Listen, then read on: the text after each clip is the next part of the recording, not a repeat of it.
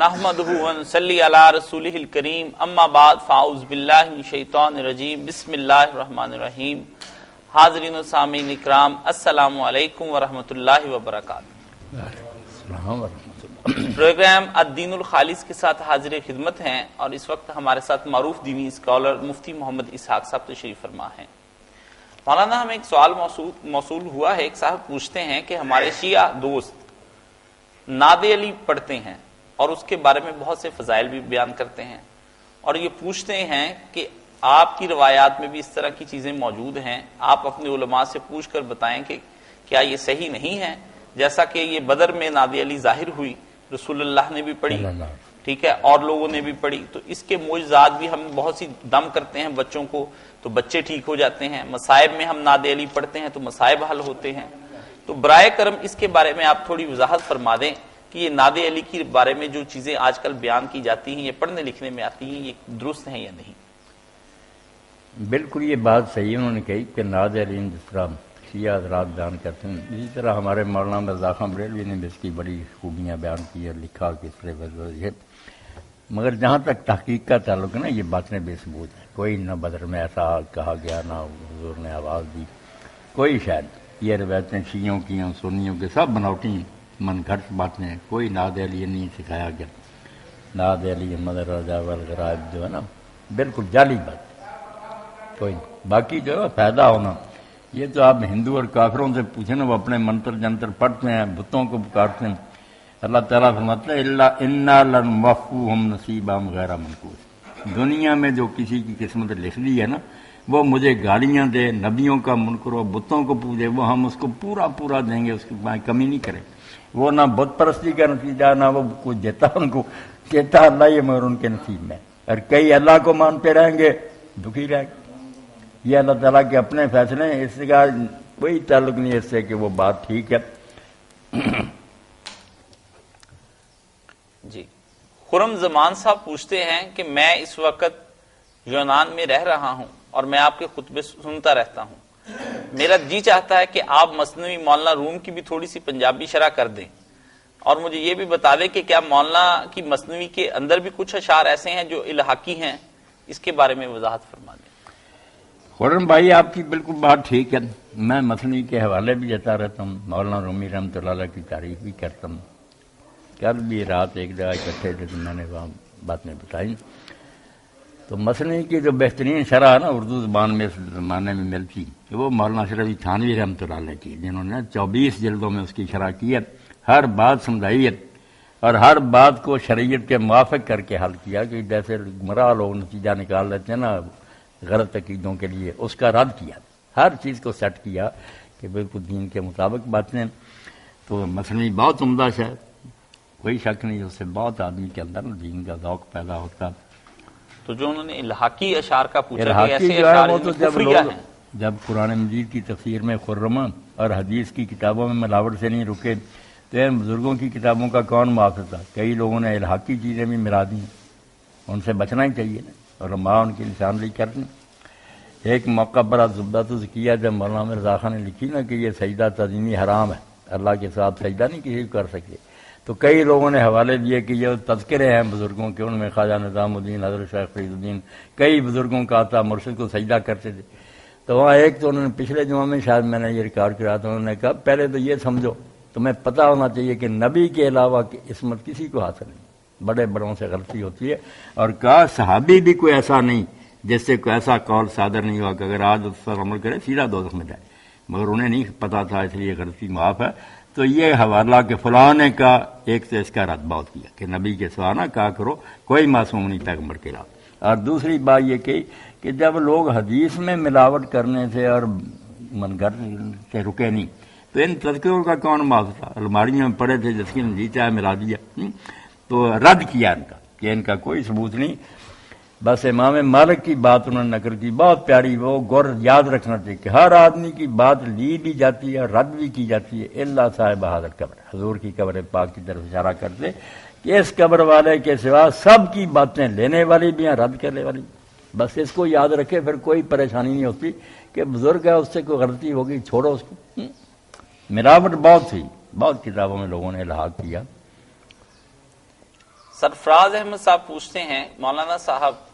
الحمدللہ مسلمان ہوں، 5 وقت کی نماز پڑھتا ہوں، 3 حج کر لیے ہیں، بہت سے عمرے کیے ہیں، زکوٰۃ وقت پر دیتا ہوں، صدقات بھی دیتا رہتا ہوں، اللہ کے سامنے عاجزی اور انکساری سے جھکا رہتا ہوں، لیکن دل یہ محسوس کرتا ہے کہ میں وہ بندہ نہیں ہوں جو اللہ کو مطلوب ہے، کبھی اپنے اندر خشوع نہیں پاتا ہوں، بارہا دل میں خیال آتا ہے کہ میں بالکل ٹھیک آدمی نہیں ہوں، برائے مہربانی مجھے بتائیے اس وسوسے کا میں کیا کروں؟ کبھی تو مجھے لگتا ہے کہ جو پچھلا کیا وہ بھی غلط ہے، پھر مجھے لگتا ہے کہ نہیں وہ ٹھیک تھا، میری اس مسئلے کے بارے میں کوئی حل فرمائے اس مسئلے کا۔ آپ نے بہت پیاری بات کی طرف توجہ دلائی، یہ کوئی وسوسہ نہیں، نہ کوئی ایسی چیز ہے کہ جس کو دور کرنے کی آدمی کوشش کرے، اس کے لیے دعا ہونی چاہیے کہ یہ چیز آدمی کے دل میں بڑھتی ہے، وہ کسی جگہ بھی پہنچ جائے نا، یہ نہ سمجھے کہ میں حد کمال کو پہنچ گیا ہوں، کامل ہو گیا ہوں، پورا نہیں، اپنے آپ کو ناقص خیال کرے، ہے جستجو کے خوب سے ہے خوب ترک، یہ آگے سے آگے بڑھنا ہے، کوئی آخری حد پر نہیں پہنچ سکتا، اللہ کی بندگی اور عبادت میں جہاں بھی جائیں ابھی ناقصی، اس لیے یہ بری بات نہیں، جیسے ایک آدمی بیان کرتے ہیں تابعی کہ میں 70 سے زیادہ صحابہ کرام کو ملا ہوں، میں نے ان سب کو پایا رسول اللہ کے ساتھ ہی کہ وہ سارے ڈرتے رہتے تھے کہ میں کہیں منافق نہ ہوں، اللہ اکبر، اس لیے جو سمجھ لینا کہ میں ٹھیک ہی ٹھیک، شیطان قابو کر لے گا، ڈرتے رہیں، اللہ سے دعا مانگتے رہیں کہ اللہ میری خامیاں پوری کر، اور آپ بھی کوشش کرتے رہیں، قرآن حدیث پڑھ کے علماء سے نا اپنی کمیاں پوری، محنت جاری رہنی تھی، والذین جاہدوا فینا لنہدینہم سبلنا، اللہ نے ضمانت دی ہے کہ جو مجھے ڈھونڈنے کے لیے محنت کرتے رہیں گے میں ان کو ضرور اپنا راستہ دکھاؤں گا، ان کا ہاتھ پکڑوں گا، اللہ کامیابی تک پہنچا دے گا، مگر آخر تک رہنے ڈر ہی رہنا چاہیے، اس دنیا میں جو ہے نا خوف کی حالت رہنی چاہیے، آدمی پر ڈرتا رہے، موت کا وقت آئے تو پھر رجا امید کا ہوئے، اس وقت نہ سوچے کہ میرا اب کیا بنے گا، لوگوں سے بھی کہے کہ وہ حدیثیں سناؤ ایسے جن میں خوشخبری ہے، اور آپ بھی یقین کریں، نبی علیہ السلام نے ایک شخص کو دیکھا، مر رہا تھا، پوچھا کیا حالت پاتے اپنے دل کی، اس نے کہا اللہ کے رسول اپنے عملوں کو دیکھتا ہوں تو ڈر ہے، اللہ کی رحمت دیکھتا ہوں تو امید ہے بھائی، حضور نے فرمایا اس وقت جس بندے کے دل میں یہ دونوں چیزیں اکٹھی ہوگی نا اس کا بیڑا پار، اس لیے اپنے گناہ کو دیکھ کر ڈرے مگر اللہ کی رحمت کی امید رکھے کہ میرے گناہ جتنے جی چاہیں۔ ایک بڑی پیاری دعا ہے، چلو اسی مناسبت سے عرض کروں، ائمہ اہل بیت علیہ السلام نے سکھائی کہ پڑھا کرو اللہم انا مغفرتک ارجا من عملی، اے اللہ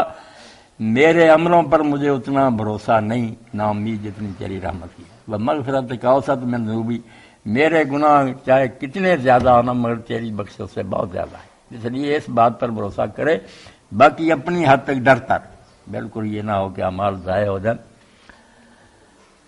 اللہ فضل فرمائے گا، کوشش جاری رکھیں، آپ کسی مقام پر پہنچ گئے، ہم اپنی نمازوں کو کیا کریں کہ 5 وقت کی نماز آپ نے فرمایا اللہ کو توفیق دے، ابراہیم علیہ السلام سے بڑا کون نمازی ہوگا، اللہ کے خلیل ہیں، بیت اللہ کے بانی ہیں،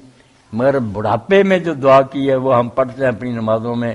رب جعلنی مقیم الصلاۃ، میرے رب مجھ کو نماز کا صحیح ادا کرنے والا بنا، اس وقت بھی کہتے ہیں کہ نماز جو ہے نا اس کے بل نہیں نکلتے، اس میں کوئی نہ کوئی کجی ٹیر رہتی ہے، اس کو بہتر بنانے کے لیے آگے سے آگے جانا چاہیے۔ اب وہ نماز جو ہے جس کا حضور نے فرمایا انما یناجی ربہ، جب مسلمان نماز پڑھے تو خیال کرے کہ اب بندوں سے بالکل منہ موڑ کر اپنے رب سے راز کی باتیں کر رہا ہے، رب سن رہا ہے، اور وہ رب کی اس کی راز نیاز کی بات، اسی لیے کہ آگے سے نہ گزرو یار تم نے خلل ڈال دیا، اس کا دھیان بٹ گیا، وہ اپنے رب سے ہم کلام تھا، تو اس کے لیے محنت جاری رہنی چاہیے، کوئی نہ کہا کہ میں یہاں پہنچ گیا بس کامل ہو گیا، کمی صحیح۔ ایک صاحب پوچھتے ہیں مولانا صاحب یہ فرمائیے کہ ایک آدمی کے اپنا خون، دل، آنکھیں، گردے اور دماغ یا کوئی اور چیز اپنی موت کے بعد کسی دوسرے آدمی کو بطور عطیہ کے دے سکتا ہے؟ میں نے علماء سے پوچھا ہے، انہوں نے 2 موقف بیان کیے ہیں کہ ایک کہتے ہیں دے سکتا ہے اور دوسرا کہتا نہیں، لیکن جو نہیں کہتے ہیں وہ ان کی رائے تو سمجھ میں آتی ہے، جو کہتے ہیں دے سکتا ہے تو مجھے یہ بتائیں پھر دفنائیں گے کیا؟ ہاں یہ بات ٹھیک ہے کہ میت کی توہین نہیں کرنی چاہیے، نہ چیر پھاڑ کر کے جیسے تقسیم کرنی چاہیے، اور نہ یہ کوئی ایسا مال مملوکہ کہ جو ہبہ کر سکے دوسرے کو، جیسے میں کہوں یہ میرا ہاتھ کار کر دے، کوئی حق نہیں دیا، صرف اموال منقولہ جو ہے وہ دے سکتا، زمینیں جائیدادیں وغیرہ. خون کی حد تک تو مولانا معاملہ درست ہے، چلو خون الگ بات، کیونکہ وہ نیا سے نیا بار بار پیدا ہوتا خیر رہتا کرے ہے اللہ اسی صورت میں. جی ایک دوست نے سعودی عرب سے یہ پوچھا ہے مولانا صاحب کچھ چیزیں ایسی ہیں جو بیان کرنے سے قاصر ہیں. ایک بریلوی عالم نے کہا ہے کہ اہل حدیثوں کے نزدیک یہ کام کرنے واجب ہیں، اور میں نے دوسرے بریلویوں سے یہ پوچھا تو انہوں نے کہا کہ یہ واجب ہیں. اہل حدیث کہتے ہیں ان کے ہاں بھی یہ واجب ہیں. فقہ میں وہ چیزیں پائی بھی جاتی ہیں، چیزیں بڑی فوحش قسم کی ہیں، آپ نے پڑھی بھی ہوں گی، آخر آپ فقہ کے بھی ماہر ہیں، تو برائے مہربانی مجھے بتا دیں ان کے بارے میں. نہیں اس طرح رجم بالغیب جو ہے نا میں اندھیرے میں تیر چلاؤں یہ تو ٹھیک نہیں. آپ کو ایک آدھ بات ہے اشارتاً بتاتے کہ یہ لکھی ہے لوگوں نے کہ واجب ہے، کوئی بات کر دیتے اس بارے میں. اس میں سے ایک تو انہوں نے یہاں پہ ہمیں مینشن کی ہے سر کیا بتایا کہ استمنا بالید جو ہے ہاں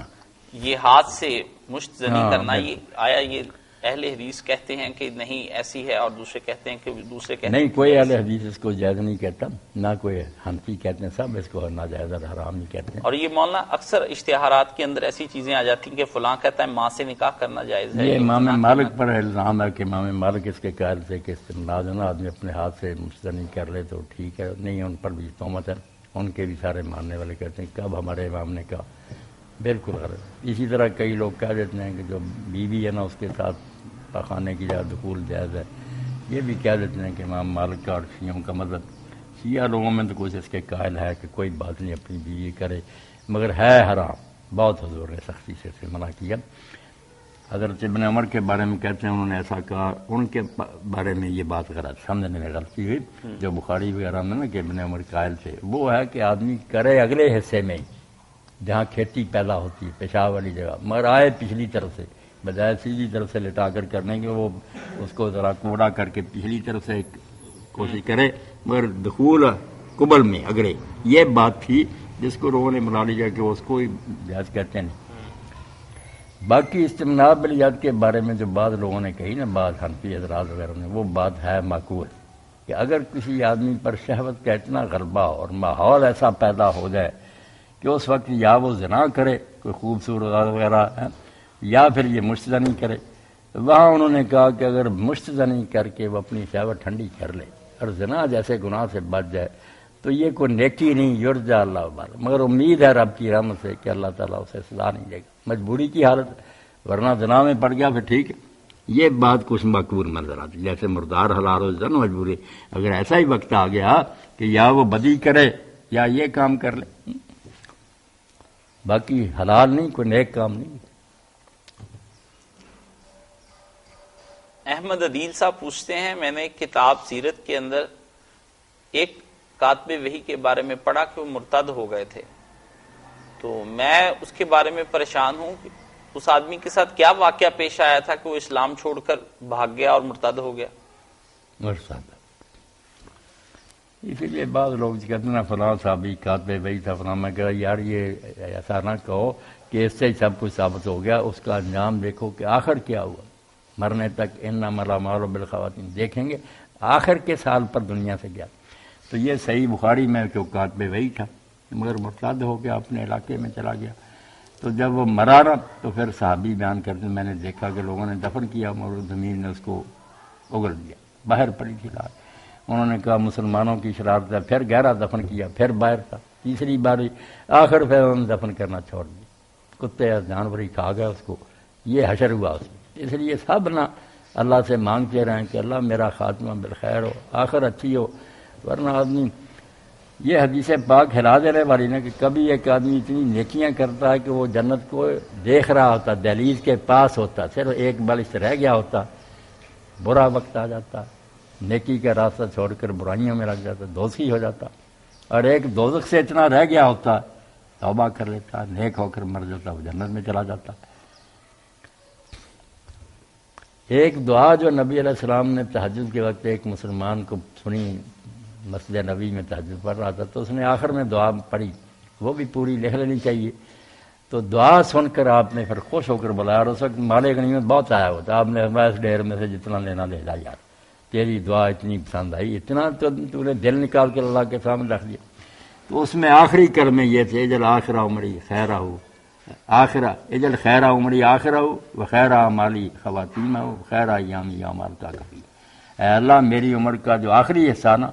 وہ اچھائی بھرا بنانا، اور میرے جو آخری اعمال ہیں نا وہ نیک ہوں دنیا سے جاتے وقت، اور وہ دن جب میں اس دنیا سے نکل کر تیری ملاقات کے لیے حاضر ہو رہا ہوں وہ میری زندگی کا سب سے بہتر دن ہو، پیش ہوں تو خوش ہو۔ یہ تو بیٹا صحیح بات ہے، اللہ کے رسول کا سب کچھ ہم تک پہنچ گیا تو ایک خزانہ ہے، مگر کیا کریں اس کان سے فائدہ نہیں اٹھاتے رہو، یہ موتی چھپے ہوئے آپ کی دعائیں آپ کے ذکر اور نصیحتیں، ان کا مقابلہ کوئی گنج نہیں کیا، سب خزانے جو اس کے مقابلے میں ہے۔ جی ایک دوست پوچھتے ہیں مولانا صاحب برائے مہربانی یہ فرما دیں خواتین جو قبرستان جاتی ہیں اور وہاں جا کر بین ڈال ڈال کر روتی ہیں، اس کے بارے میں وضاحت فرما دیں، کیا شرع اس کی اجازت دیتے ہیں کہ نہیں؟ عورتوں کے بارے میں کچھ تو کہتے ہیں کہ ان کا قبرستان جانا بالکل ناجائز ہے، یہ بھی بات جو ہے نا کوئی درست نہیں، جا سکتی، مگر جیسے یہ کہ بیان کریں اس میں غلط کام کریں پھر گناہ گار ہی ہیں۔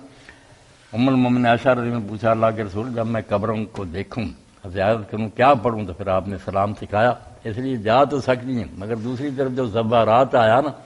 کہ زیادہ جو جاتی رہتی نا کام ہی ہے روز بس برقع لیا اور قبر، وہ بھی ان پر لعنت آئی ہے، ایسا نہیں ہونا چاہیے کہ یہی کام رہ جائے، کبھی کبھار دیکھ آئے صبر شکر سے۔ اور قبروں کی زیارت کے موقع پر دو ہی کام مسنون ہے، مرد جائیں عورتیں دو کام کرنے اور کوئی نہیں کرنا، نہ قبر کو ہاتھ لگانا نہ چومنا نہ طواف کرنا، ایک سلام کہنا اور دوسرا ہاتھ اٹھا کر بخش کی دعا کرنا بس۔ مولانا صاحب اس میں ایک تھوڑی سی وضاحت درکار ہے، بیان کرنا اور بلند آواز کے ساتھ رونا یہ دو الگ الگ چیزیں ہیں،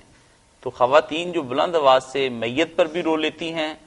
یہ گھر کے اندر ہی، یا پھر وہ کبھی قبرستان میں جا کر بھی رو لیتی ہیں، کوئی آواز نکل آتی ہے روتے ہوئے، تو کیا یہ دونوں میں کوئی فرق ہے یا پھر یہ دونوں ایک ہی بلند چیز کے آواز سے دونوں؟ رونا ہے تو بری بات ہی، صبر کریں، مگر اگر کبھی بے اختیاری سے رونا آ جائے اور اونچی آواز سے بھی رو رہے ہیں کوئی نہیں،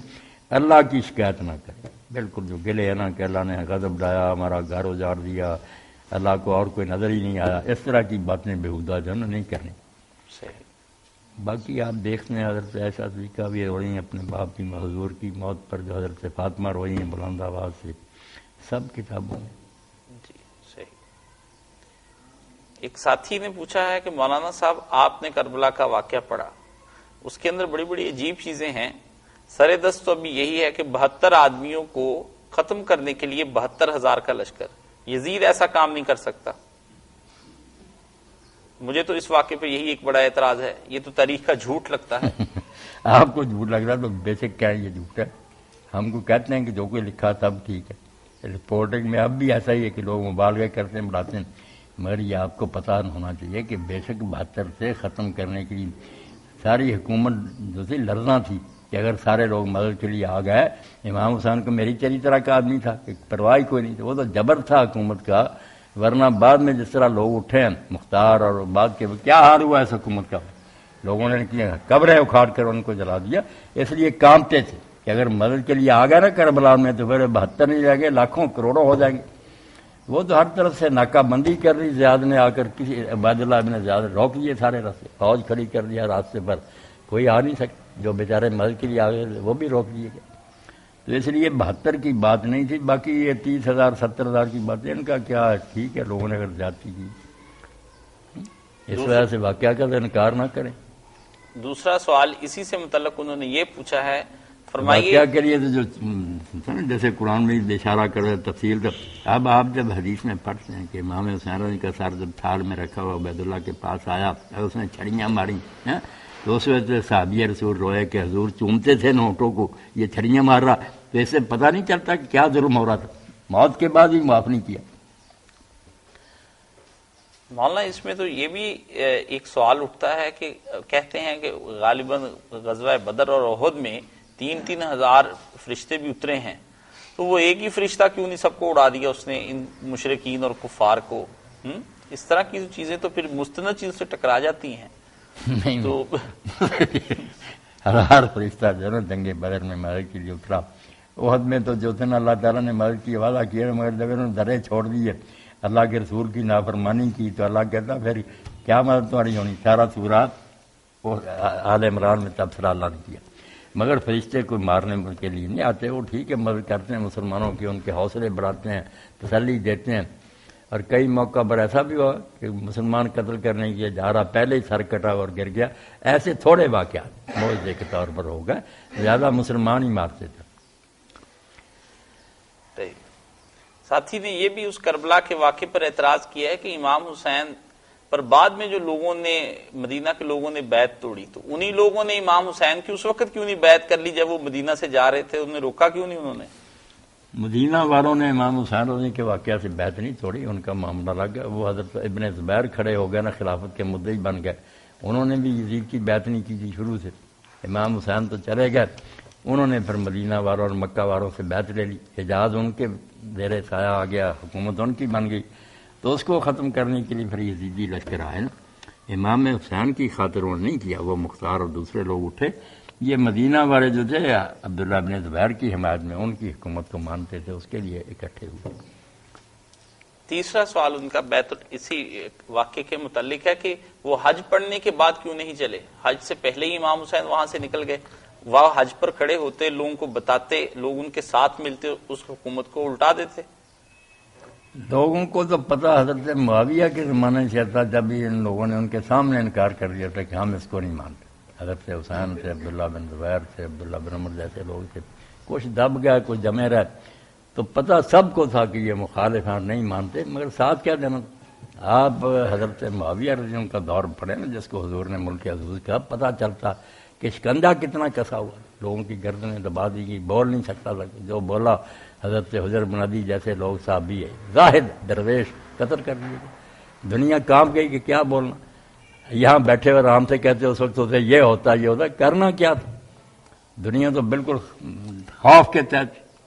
کیوں نہیں کوئی کر سکتا. چوتھا سوال انہوں نے یہ کیا ہے کہ پہلی صدی کے علماء اور جو حج سے پہلے نکل گیا نا، اس پر بھی اگر غور کرتے کہ امام حسین جنہوں نے اتنے پیدل سفر کر کے حج کیے تھے، وہ جانتے تھے کہ آخری حج ہے، کیوں نکلتے اگر مجبوری نہ ہوتی. جب پھر حضرت ملا اپنی ماں کے ساتھ، جو بہت بڑا شاعر ہے، اپنی ماں کو لے کر آ رہا تھا حج کے لیے، تو آپ کا قافلہ باہر نکلا دیکھا، تو اس نے جب پتہ کیا تو پھر ملاقات کے لیے، بڑا محب اہل بیت تھا. اس نے کہا امام ساری دنیا حج کے لیے آ رہی ہے، آپ نکل رہے ہیں. تو آپ نے فرمایا لا لم آج اللہ خص،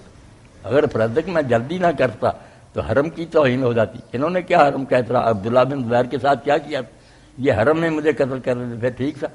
میں اس سے ایک بالش سے باہر نکل کر مارا جاؤں نا، وہ اچھا ہے کہ اپنی جان بچانے کے لیے حرم کی بھی توہین کرا دوں. ان ظالموں سے کس بات کی توقع نہیں. تو بچہ جاسوس بنا